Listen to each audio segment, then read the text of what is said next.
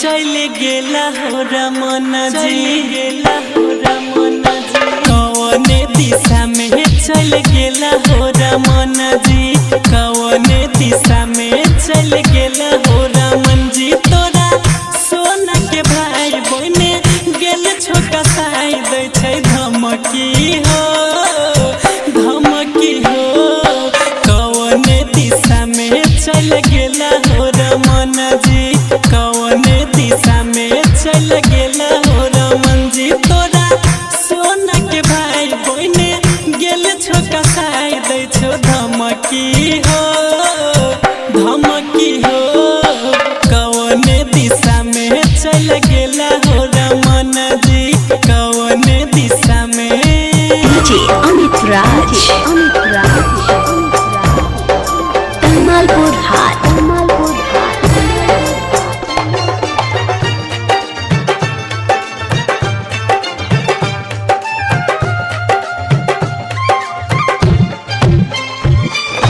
पहिले नहीं हम जानाई छलिए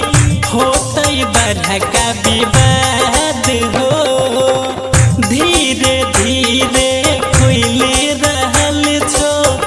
तोहर सब राज हो राइटर रमेश जी के फसल कई नंदू निराला के धमकल कई कल हो एहन काज हो कौन दिशा में चल गेला हो रमन जी कौन दिशा में चल गेला हो रमन जी तोरा सोना के भाई बहने गेल छोका साई दै छो धमकी हो कौन दिशा में चल गेला हो रमन जी कौन दिशा में DJ अमित राज तमालपुर हाट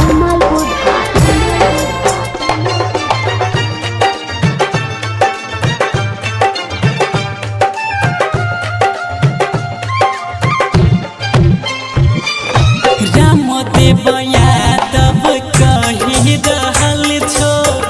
बात सच हो जे भी छो तोहर दोस्त संगाती सब पर आबै छै याच हो पुलिस थाना